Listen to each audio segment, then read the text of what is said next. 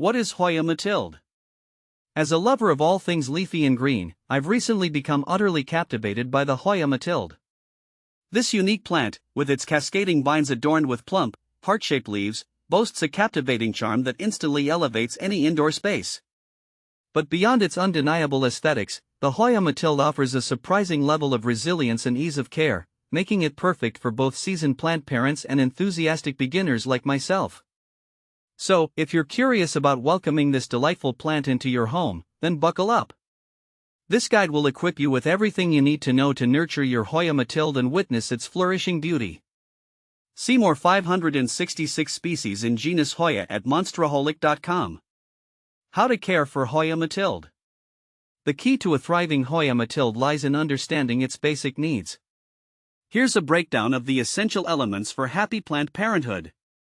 Light. This beauty thrives in bright, indirect sunlight. Think of a spot near an east-facing window where it receives the gentle morning light but avoids the harsh afternoon sun. Direct sunlight can scorch the leaves, so be mindful of placement. Watering. Hoyas are known for their succulent-like leaves, which means they prefer to dry out completely between waterings. Overwatering is a major culprit for root rot, so resist the urge to constantly drench the soil. The best way to determine watering needs is to check the soil moisture level. Stick your finger an inch or two into the potting mix. If it feels dry to the touch, it's watering time. Soil. Well-draining soil is crucial for your Hoya Mathilde. A standard cactus or succulent mix will work well. Alternatively, you can create your own by combining potting mix with perlite or orchid bark for added drainage. Humidity. While Hoya Mathilde can tolerate average household humidity, it thrives in a more humid environment. Grouping your plants together or using a pebble tray with water can help create a more humid microclimate. How to propagate Hoya Mathilde. Sharing the joy of your Hoya Mathilde with friends and family is incredibly rewarding. Luckily, propagating this plant is a relatively straightforward process. Here are two popular methods. Stem cuttings. Select a healthy stem with at least 2 nodes, the bumps where leaves emerge. Cut the stem below a node at an angle. Remove the lower leaves, leaving a couple of nodes exposed. Dip the cut end in rooting hormone, optional, and plant it in a pot filled with a well-draining potting mix.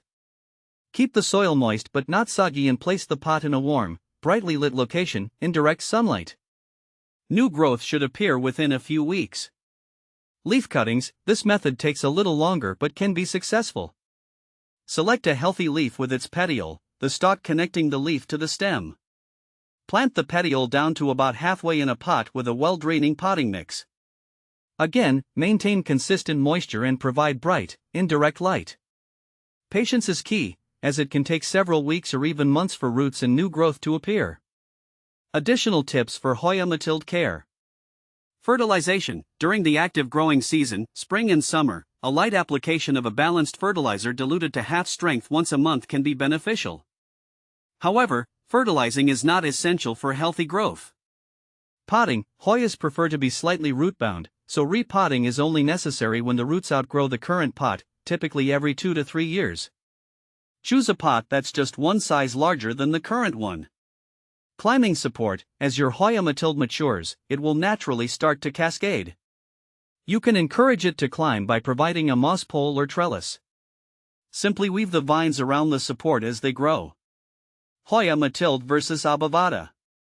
While Hoya Mathilde showcases petite, round leaves embellished with delicate silver speckles, Hoya Abavada boasts larger, ovate leaves with a deep green hue.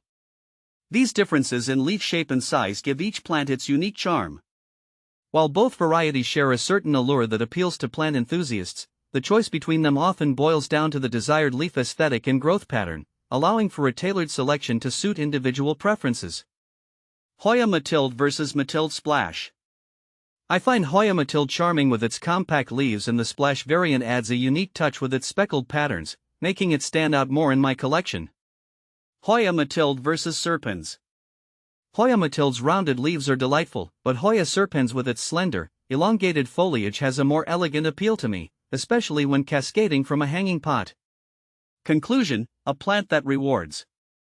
The Hoya Mathilde, with its cascading vines and lush foliage, offers a touch of elegance and visual interest to any indoor space. Its forgiving nature and ease of care make it a fantastic choice for plant enthusiasts of all levels.